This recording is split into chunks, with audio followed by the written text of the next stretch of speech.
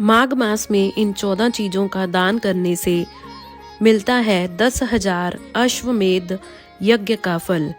भर जाते हैं अन्न धन के भंडार, बरसती है माता लक्ष्मी की कृपा। जय श्री कृष्ण, राधे राधे। दोस्तों, हिंदू पंचांग का 11वां महीना माघ मास का कहलाता है। इस महीने की शुरुआत पौष पूर्णिमा के बाद होती है। हिंदू धर्म के शास्त्रों में भी माघ मास का विशेष महत्व बताया गया है। धार्मिक मान्यताओं के अनुसार इस मास में भगवान विष्णु और सूर्य देव की पूजा अर्चना करने से साधकों की सभी मनोकामनाएं पूरी होती हैं। इसके अलावा इस महीने को स्नान, दान और पूजा पाठ के लिए सबसे शुभ माना गया है। ऐसा माना जाता है कि इस महीने में स्नान दान करने से जीवन में सुख, शांति और पुण्य की प्राप्ति होती है। माघ के महीने का संबंध भगवान श्री कृष्ण से होता है। माघ का महीना पहले माद का महीना था, जो बाद में माघ हो गया। माद शब्द का संबंध श्री कृष्ण के एक स्वरूप माधव से है। इस महीने को अत्यंत पवित्र माना जाता है। इस महीने में ढेर सारे धार्मिक पर्व आते हैं, साथ ही प्रकृति भी अनुकूल होने लगती है। इस महीने में संगम पर कल्पवास भी किया जाता है, जिससे व्यक्ति शरीर और आत्मा से नवीन हो जाता है। ऐसे में इस वीडियो में हम बताने जा रहे हैं कि इस साल माघ मास कब से शुरू होने जा रहा है, माघ मास की तिथि, विशेषता, महत्व, स्नान दान, व्रत त्योहार और माघ मास में क्या करें और क्या ना करें के बारे में। इस वीडियो को देखने के बाद आपको कोई और वीडियो देखने की जरूरत नहीं पड़ेगी। तो आप सभी से निवेदन है कि वीडियो को पूरा देखें, क्योंकि अधूरी जानकारी रखकर कार्य करने से कार्य में विघ्न आ सकता है। आप सभी की जानकारी के लिए बता दें कि मकर संक्रांति के दिन से यानी कि 14 जनवरी 2025 से हमारे चैनल पर माघ मास महात्म्य की कथा भी शुरू हो रही है, जिसके रोज एक अध्याय की वीडियो हम अपलोड करेंगे। यह वीडियो आप सुबह 5 बजे से देख सकते हैं। माघ मास महात्म्य का अध्याय सुनने से ही सभी तरह की इच्छाएं पूर्ण होती हैं और भगवान सूर्य देव, भगवान श्री विष्णु और माता लक्ष्मी की कृपा बनी रहती है। तो चलिए जानते हैं कि जनवरी 2025 में कब शुरू होगा माघ महीना। हिंदू पंचांग के अनुसार पौष पूर्णिमा के समाप्त होते ही माघ महीने की शुरुआत हो जाएगी। इस साल 14 जनवरी 2025 के यानी मकर संक्रांति से माघ महीने का आरंभ हो रहा है और ये 12 फरवरी 2025 तक चलेगा। आइए अब जानते हैं कि माघ मास की विशेषता के बारे में। माघ मास की विशेषता: इस माह में मांगलिक कार्य प्रारंभ हो जाते हैं। इस माह में पवित्र नदियों के तट पर मेला लगता है। इस माह से सूर्य जब उत्तरायण होने लगता है तो धीरे धीरे ठंड भी कम होने लगती है। इस माह में हेमंत ऋतु के बाद शिशिर ऋतु का प्रारंभ होता है। माघ महीने की शुक्ल पंचमी से बसंत ऋतु का आरंभ होता है। मघा नक्षत्र के कारण इस माह का नाम माघ मास पड़ा। माघ मास में कुछ महत्वपूर्ण व्रत होते हैं, यथा षट तिला एकादशी, तिल चतुर्थी, रथ सप्तमी, भीष्माष्टमी, मौनी अमावस्या, जया एकादशी, संक्षति चतुर्थी आदि। माघ माह में गंगा के तट पर वार्षिक कुंभ मेले का आयोजन होता है। इस महीने में गंगा नदी में स्नान और दान का खास महत्व है। इस माह में माँ गंगा, सूर्य देव, भगवान विष्णु की पूजा करने का विशेष फल मिलता है। इस महीने में गंगा स्तोत्र और गंगा स्तुति का पाठ करना भी बहुत शुभ माना गया है। दूसरी विशेषता है दान। माघ मास में दान करने का बहुत महत्व है। पुराणों में अनेकों दानों का उल्लेख मिलता है, जिसमें अन्नदान, विद्यादान, अभयदान और धन दान को ही श्रेष्ठ माना गया है। यही पुण्य भी है। दान से इंद्रिय भोगों के प्रति आसक्त छूटती है, मन की ग्रंथियां खुलती है, जिससे मृत्यु काल में लाभ मिलता है। माघ मास में खिचड़ी, घृत, नमक, हल्दी, गुड़, तिल का दान करने से महाफल प्राप्त होता है। आइए अब जानते हैं माघ महीने में स्नान का महत्व। माघ मास या माघ पूर्णिमा को संगम में स्नान का बहुत महत्व है। संगम नहीं तो गंगा, गोदावरी, कावेरी, नर्मदा, कृष्णा, क्षिपा, सिंधु, सरस्वती, ब्रह्मपुत्र आदि पवित्र नदियों में स्नान करना चाहिए। प्रयाग में माघ मास के अंदर 3 बार स्नान करने से जो फल होता है, वह फल पृथ्वी के 10,000 अश्वमेध यज्ञ करने से भी प्राप्त नहीं होता है। निर्णय संधु में कहा गया है कि माघ मास के दौरान मनुष्य को कम से कम 1 बार पवित्र नदी में स्नान करना चाहिए। भले पूरे मास स्नान के योग ना बन सके, लेकिन एक दिन के स्नान से श्रद्धालु स्वर्ग लोक का उत्तराधिकारी बन सकता है। कल्पवास। माघ माह में कल्पवास करने का सबसे बड़ा पुण्य है।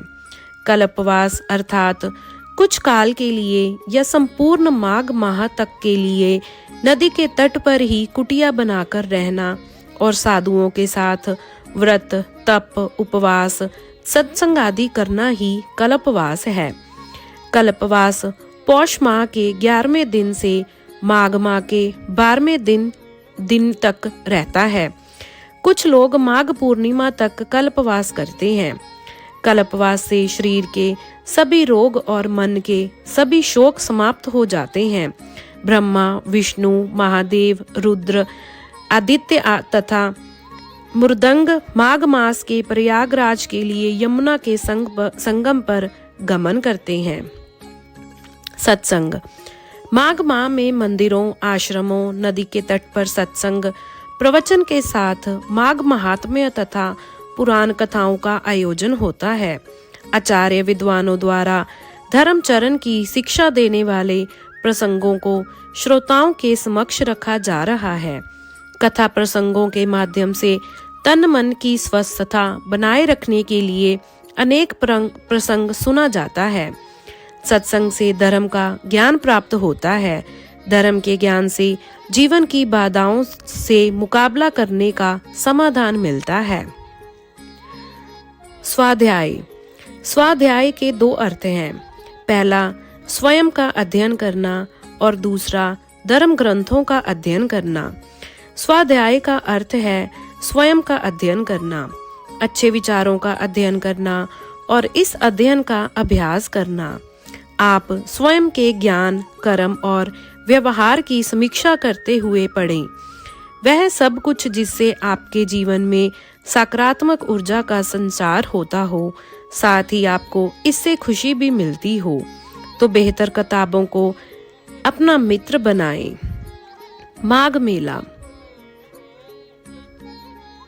सदियों से माघ माह की विशेषता को लेकर भारतवर्ष में नर्मदा, गंगा, यमुना, सरस्वती, कावेरी सहित कई पवित्र नदियों के तट पर माघ मेला भी लगता है। पुराणों में वर्णित है कि इस माह में पूजन अर्चन व स्नान करने से नारायण को प्राप्त किया जा सकता है तथा स्वर्ग की प्राप्ति का मार्ग भी खुल जाता है। महाभारत के एक दृष्टांत में उल्लेख है कि माघ माह के दिनों में अनेक तीर्थों का समागम होता है। वहीं पद्म पुराण में बताया गया है कि अन्य मास में जप, तप और दान से भगवान विष्णु उतने प्रसन्न नहीं होते जितने कि माघ मास में नदी तथा तीर्थ स्थलों पर स्नान करने से होते हैं। मान्यता यह भी है कि माघ मास की पूर्णिमा को नदी स्नान और दान देने से सूर्य और चंद्रमा युक्त दोषों से मुक्ति मिलती है। माघ मास में कुछ महत्वपूर्ण व्रत होते हैं, जैसे तिल चतुर्थी, रथ सप्तमी, मौनी अमावस्या, जया एकादशी, संकष्टी चतुर्थी आदि हमें इन व्रतों का पालन करना चाहिए। आइए अब जानते हैं कि माघ मास का इतना महत्व क्यों है। माघ मास को लेकर एक पौराणिक कथा है, जिसके अनुसार माघ मास में गौतम ऋषि ने इंद्रदेव को श्राप दिया था। जब इंद्रदेव ने उनसे क्षमा याचना मांगी तो गौतम ऋषि ने माघ मास में गंगा स्नान कर प्रायश्चित करने को कहा। तब इंद्रदेव ने माघ मास में गंगा स्नान किया था। इसके बाद इंद्रदेव को श्राप से मुक्ति मिल गई थी। इसलिए माघ पूर्णिमा और अमावस्या के दिन स्नान करना पवित्र माना जाता है। माघ मास में कल्पवास का विशेष महत्व है। माघ काल में संगम के तट पर निवास को कल्पवास कहते हैं। माघ माह में जहाँ कहीं भी जल हो तो ऐसे माना जाता है कि वह गंगा जल के समान पवित्र हो जाता है। जो भी माघ माह में गंगा स्नान करता है, लक्ष्मीपति भगवान विष्णु की कृपा प्राप्त करता है। माघ माह में स्नान करने से सुख सौभाग्य, धन संतान और मोक्ष की प्राप्ति होती है। इस मास में शीतल जल के भीतर डुबकी लगाने वाले मनुष्य पाप मुक्त हो जाते हैं। मान्यता है कि माघ माह में देवता धरती पर आके मनुष्य रूप धारण करते हैं और प्रयाग में स्नान करने के साथ ही दान और जप करते हैं। इसलिए प्रयाग में स्नान का खास महत्व है, जहां स्नान करने से सारी मनोकामनाएं पूर्ण हो जाती हैं। माघ पूर्णिमा के दिन पुष्य नक्षत्र हो तो इस तिथि का महत्व और भी बढ़ जाता है। पद्म पुराण में माघ मास के महात्म्य का वर्णन करते हुए कहा गया है कि पूजा करने से भी भगवान श्री हरि को उतनी प्रसन्नता नहीं होती जितनी कि माघ महीने में स्नान मात्र से होती है।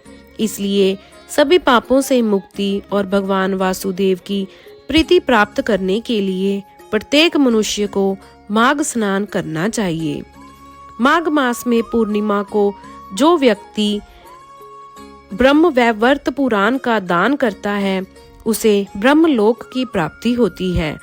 माघ में इस पुराण की कथा सुननी चाहिए और यदि संभव ना हो सके तो माघ महात्म्य अवश्य सुनना चाहिए।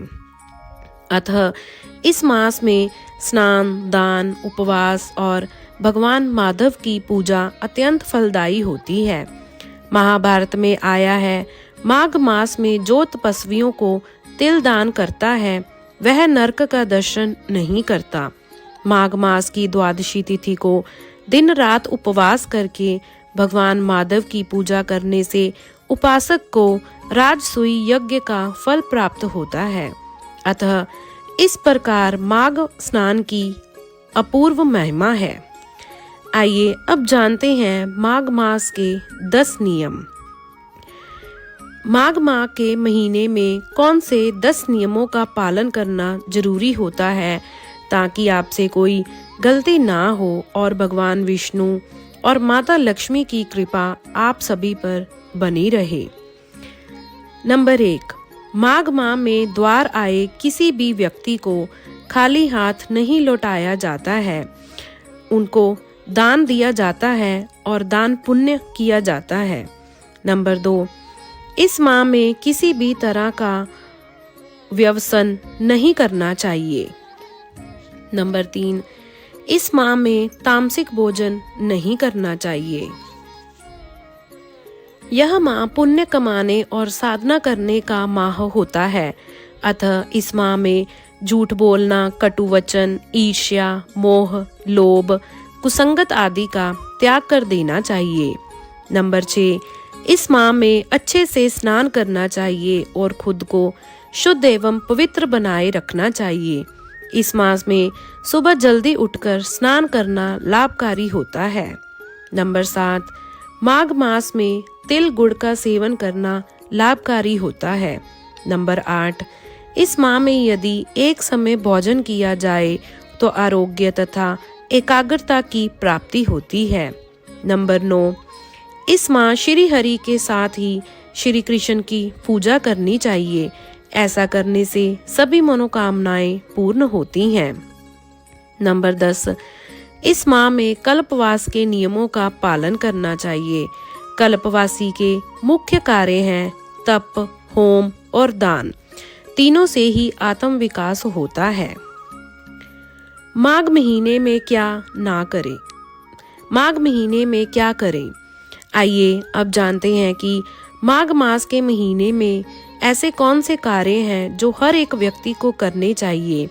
अगर आप सभी कार्य नहीं कर सकते तो आप कोशिश करें कि कोई न कोई एक नियम जरूर बनाएं। नंबर 1, माघ मास में गंगा स्नान का बड़ा महत्व है।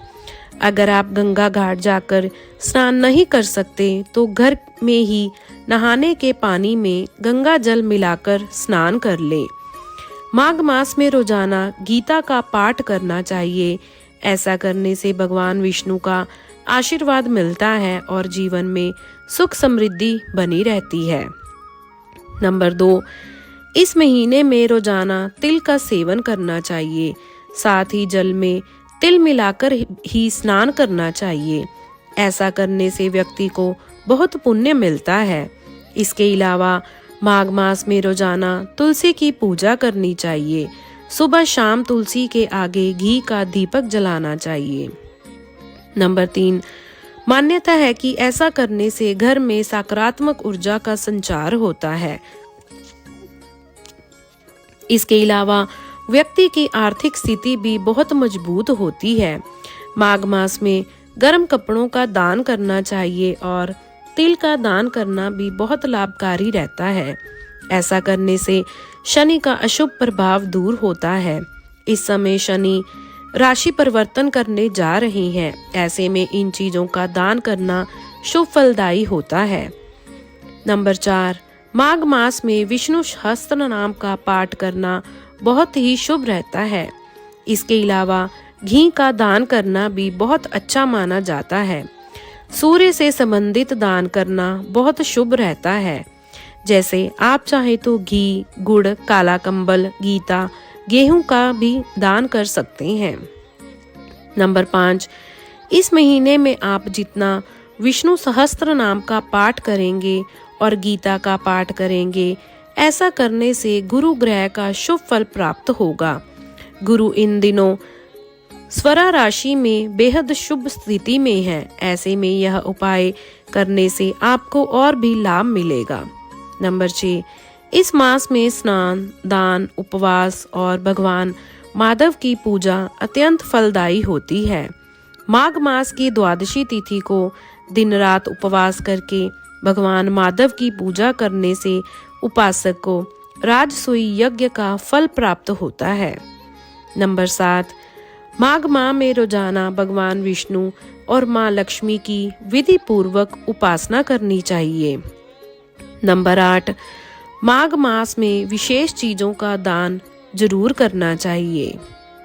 नंबर 9, पूजा के दौरान सच्चे मन से गीता का पाठ करना चाहिए। नंबर 10, शुभ तिथि पर पवित्र नदियों में स्नान करें। ऐसा करने से पापों से छुटकारा मिलता है। नंबर 11, माघ मास के महीने में रोजाना माँ तुलसी की पूजा करनी चाहिए। सुबह शाम घी का दीपक जलाना चाहिए। नंबर 12, माघ मास का सीधा संबंध भगवान श्री कृष्ण के माधव स्वरूप से है, इसलिए इस माह उनकी पूजा जरूर करनी चाहिए। इसके अलावा मधुराष्टक का पाठ करना चाहिए। माघ महीने में इस पाठ को करना लाभकारी होता है। आपको इस पाठ की वीडियो जल्दी ही हमारे चैनल पर मिल जाएगी। नंबर 13, इसके साथ ही इस महीने तिल का उपयोग 6 तरीकों से करना चाहिए, जैसे जल में डालकर स्नान, सेवन, दान, उपटन लगाना, तिल से हवन, तिल का भोग आदि। ऐसा करने से घर में सुख शांति बनी रहती है। नंबर 14, माघ माह में दान करना शुभ माना जाता है, इसलिए इस महीने अन्न, वस्त्र, तिल, गुड़, कंबल, घी, गीता, गेहूं, जल आदि का दान करना स्वर्ण तुल्य माना गया है। नंबर 15, साथ ही इस महीने रोजाना पवित्र स्नान यानी नहाने के पानी में गंगा जल मिलाकर या फिर गंगा नदी में जाकर स्नान करना शुभ माना जाता है। नंबर 16, इस महीने भूमि शयन का विशेष महत्व है, अर्थात भूमि पर सोने का विशेष महत्व है। माघ माह में क्या ना करें। नंबर 1, माघ माह में तामसिक चीजों का सेवन भूलकर भी नहीं करना चाहिए। नंबर 2, इसके अलावा किसी से बातचीत के दौरान गलत भाषा का प्रयोग नहीं करना चाहिए। नंबर 3, माघ मास के महीने में अपने बड़े बुजुर्ग और महिलाओं का अपमान ना करें। नंबर 4, माघ मास के दौरान घर और मंदिर की साफ सफाई का विशेष ध्यान रखें। नंबर 5, इस महीने में घर और परिवार में किसी भी बात को लेकर वाद विवाद ना करें। नंबर 6, माघ महीने में असत्य और कड़वे वचन नहीं बोलने चाहिए। नंबर 7, माघ महीने में मूली खाने से बचना चाहिए। नंबर 8, इस महीने में तले भुने भोजन करने से बचना चाहिए। नंबर 9, माघ के महीने में कभी भी नॉनवेज, शराब जैसे तामसिक चीजों का सेवन नहीं करना चाहिए। नंबर 10, माघ मास में धनिया और मिश्री नहीं खानी चाहिए। नंबर 11, माघ मास में सिक्के और चांदी के बर्तन नहीं खरीदने चाहिए। नंबर 12, माघ मास के दौरान शराब, मांस मछली का सेवन बिल्कुल भी नहीं करना चाहिए। नंबर 13, माघ मास के दौरान हमें ज्यादा देर तक नहीं सोना चाहिए। नंबर 14, माघ मास में घर और मंदिर की साफ सफाई का विशेष ध्यान रखना चाहिए। तो ये थे वो कार्य जो माघ मास के महीने में बिल्कुल भी नहीं करने चाहिए। आइए अब जानते हैं कि माघ मास में किन 14 चीजों का दान करने से मिलता है 10,000 अश्वमेध यज्ञ के समान फल, भर जाते हैं अन्न धन्य के भंडार। मान्यता है कि मकर संक्रांति के दिन कुछ वस्तुओं का दान करने से जीवन की सभी कष्ट, दुख, दर्द और परेशानियों से छुटकारा मिल जाता है, जीवन में खुशियां आती हैं। शास्त्रों के अनुसार इस दिन किया गया दान कभी भी समाप्त नहीं होता है। आइए जानते हैं कि किन चीजों का दान मकर संक्रांति पर करना चाहिए ताकि सूर्य भगवान और शनि देव का आशीर्वाद मिल सके। वैसे तो आमतौर पर लोग तिल, खिचड़ी का ही दान करते हैं, लेकिन आप नीचे बताई गई वस्तुओं का दान कर कर सुख की प्राप्ति कर सकते हैं। नंबर 1, गुड़। गुड़ का संबंध सूर्य देव से माना गया है। साथ ही गुड़ का संबंध गुरु से भी है। कहा जाता है कि मकर संक्रांति के दिन गुड़ दान करने से गुरु और सूर्य से जुड़ी तमाम समस्याएं दूर होती हैं। इन दोनों ग्रहों के बेहतर होने से करियर में बेहतर ग्रोथ मिलती है और मान सम्मान और यश बढ़ता है। ज्योतिष में गुड़ को गुरु की प्रिय वस्तु माना गया है। गुड़ का दान करने के साथ ही इस दिन कुछ मात्रा में गुड़ हमें सबको खाना चाहिए। ऐसा करने से शनि, गुरु और सूर्य तीनों के दोष दूर होते हैं। मकर संक्रांति पर तिल और गुड़ के लड्डू या फिर गुड़ और मुरमुरे के लड्डू का भी दान कर सकते हैं। नंबर 2, कंबल। मकर संक्रांति के समय सर्दी का मौसम होता है, ऐसे में कंबल का दान काफी अच्छा माना जाता है। कोशिश करें कि कंबल काला हो। किसी जरूरतमंद को काले कंबल का दान करने से राहु और शनि दोनों से जुड़ी समस्याएं दूर होती हैं। लेकिन कंबल फटा हुआ या इस्तेमाल किया हुआ नहीं होना चाहिए और इसे देने में मंशा अच्छी होनी चाहिए। मकर संक्रांति के अवसर पर कंबल का दान करना बेहद ही शुभ माना जाता है। ऐसा करने से आप राहु के अशुभ प्रभाव से दूर रहते हैं। यह राहु और शनि का उपाय है। इससे राहु और शनि के दोष नहीं रहते हैं और जीवन में घटना दुर्घटना की संभावना कम हो जाती है। नंबर 3, खिचड़ी। मकर संक्रांति के दिन खिचड़ी बनाकर भी खाई जाती है और खिचड़ी का दान भी किया जाता है। आप भी काली उड़द की दाल की खिचड़ी का दान जरूर करें। काली उड़द का संबंध शनि से है और चावल को अक्षय अनाज माना गया है। इन्हें दान करने से शनि दोष से मुक्ति मिलती है और घर धन धान्य से भरा रहता है। मकर संक्रांति को प्रमुख तौर पर खिचड़ी का पर्व माना जाता है और इस दिन खिचड़ी का दान करने का विशेष महत्व भी माना गया है। इस दिन मोठ और बाजरे की खिचड़ी का दान विशेष रूप से किया जाता है। नंबर 4, देसी घी। जी हाँ दोस्तों, मकर संक्रांति के दिन शुद्ध देसी घी का भी दान जरूर करना चाहिए। आप अपनी क्षमता अनुसार चाहे थोड़े से ही घी का दान करें, लेकिन जरूर करें, क्योंकि घी का संबंध सूर्य और गुरु से माना गया है। साथ ही यह समृद्धि का प्रतीक माना गया है। इसे दान करने से करियर में सफलता के साथ सभी तरह की भौतिक सुखों की प्राप्ति होती है। आप इस दिन ही दान में दें, क्योंकि इससे श्रेष्ठ फल प्राप्त होता है। माँ लक्ष्मी की कृपा प्राप्त होती है और शरीर निरोगी रहता है। नंबर 5, तांबे के बर्तन। दोस्तों, जिन लोगों पर शनि की 7.5 का प्रभाव होता है, उन्हें मकर संक्रांति के दिन तांबे के बर्तन किसी गरीब को दान करने चाहिए। नंबर 6, सरसों का तेल।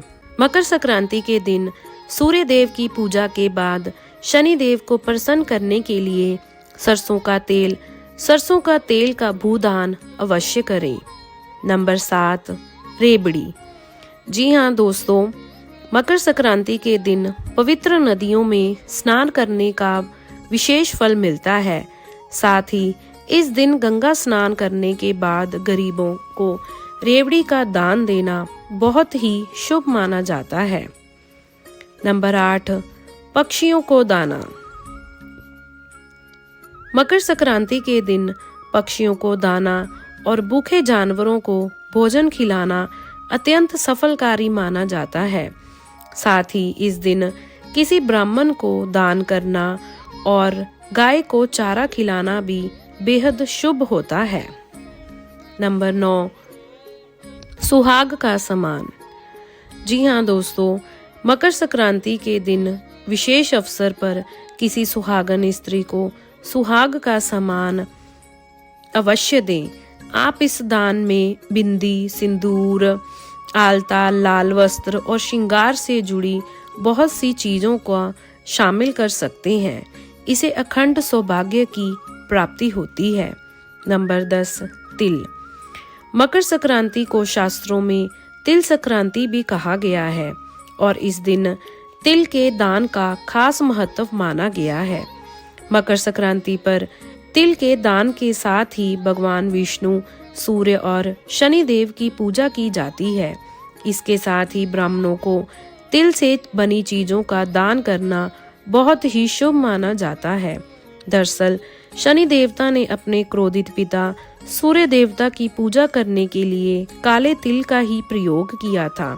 इससे प्रसन्न होकर सूर्य देव ने वरदान दिया था कि जब भी वह मकर राशि में आएंगे तो तिल से उनकी पूजा करने और तिल का दान करने से वह प्रसन्न होंगे।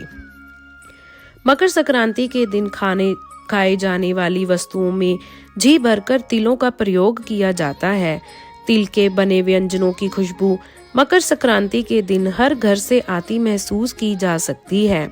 इस दिन तिल का सेवन और साथ ही दान करना शुभ होता है।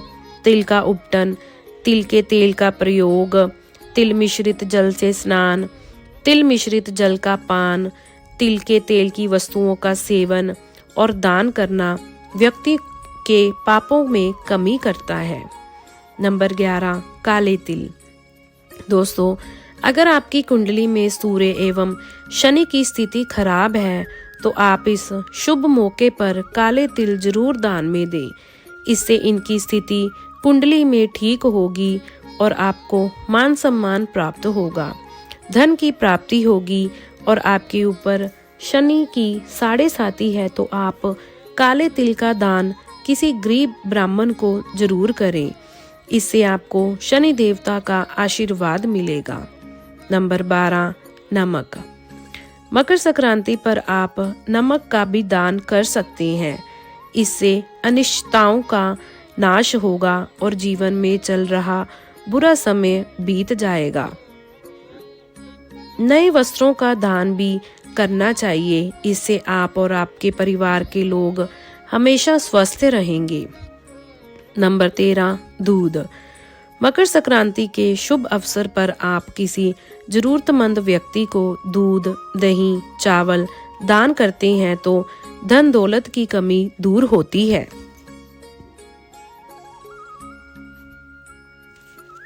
माँ लक्ष्मी की कृपा आपके ऊपर बनी रहती है।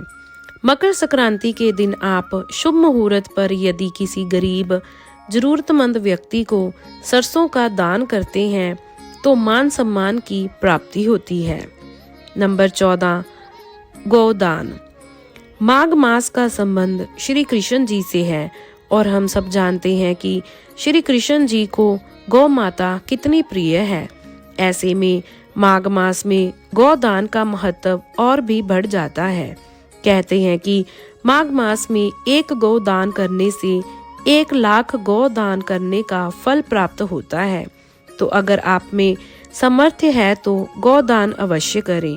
लेकिन अगर किसी कारणवश आप गौदान नहीं कर सकते तो मकर संक्रांति के दिन गौशाला में जाकर गौ माता को चारा जरूर खिलाएं। ऐसा करने से आपको अक्षय पुण्य की प्राप्ति होती है। तो दोस्तों, आइए अब जानते हैं कि माघ मास में कौन सी 4 चीजें खरीदना बेहद ही शुभ माना जाता है। सनातन धर्म से संबंधित दस्तावेजों के अनुसार माघ के महीने में 4 चीजों की खरीदारी और दान आपको विशेष लाभ पहुंचाता है। आइए जानते हैं कौन सी है वो 4 चीजें। नंबर 1, काले तिल। माघ माह के महीने में काले तिल खरीदना बहुत शुभ माना जाता है। अगर आप काले तिल खरीदकर भगवान शिव को अर्पित करते हैं तो आपके जीवन की बाधाओं का नाश होता है और साथ ही जीवन में नई खुशियां भी आती हैं। नंबर 2, तुलसी खरीदना। दोस्तों, माघ महीने की अवधि में तुलसी की खरीदारी करना भी विशेष फल प्रदान करने वाला होता है। ऐसा माना जाता है कि इस महीने तुलसी की खरीदारी करने से जातक को सौभाग्य और सकारात्मकता की प्राप्ति होती है। तुलसी खरीदना भगवान विष्णु की कृपा प्राप्ति जैसा है। नंबर 3, सरसों के दाने खरीदना। माघ माह में सरसों की खरीदारी करना बेहद शुभ माना जाता है। ऐसी मान्यता है कि सरसों घर में लाने से सौभाग्य वृद्धि होती है और घर से नकारात्मक ऊर्जाएं बाहर निकल जाती हैं। नंबर 4, श्री यंत्र। माघ महीने की पवित्र अवधि में जातक को श्री यंत्र अवश्य खरीदना चाहिए। श्री यंत्र देवी लक्ष्मी का प्रतीक है। इसे घर लाने से जातक को भगवान विष्णु के साथ साथ देवी पार्वती और माता लक्ष्मी का आशीर्वाद भी मिल जाता है। तो दोस्तों, यह थी माघ मास के महत्व के बारे में संपूर्ण जानकारी। आने वाली अगली वीडियो में हम आपको मकर संक्रांति के दिन लिए जाने वाले संकल्पों के बारे में विस्तार पूर्वक बताएंगे। वीडियो को लाइक, शेयर और चैनल को सब्सक्राइब करना मत भूलें। अगर आप कोई भी खास वीडियो बनवाना चाहते हैं तो हमें कमेंट बॉक्स में जरूर बताएं और 14 जनवरी से हमारे चैनल पर माघ मास महात्म्य का अध्याय सुनना ना भूलें। अपना प्यार और साथ हमारे साथ ऐसे ही बनाए रखें। वीडियो देखने के लिए धन्यवाद। जय श्री कृष्ण। राधे राधे।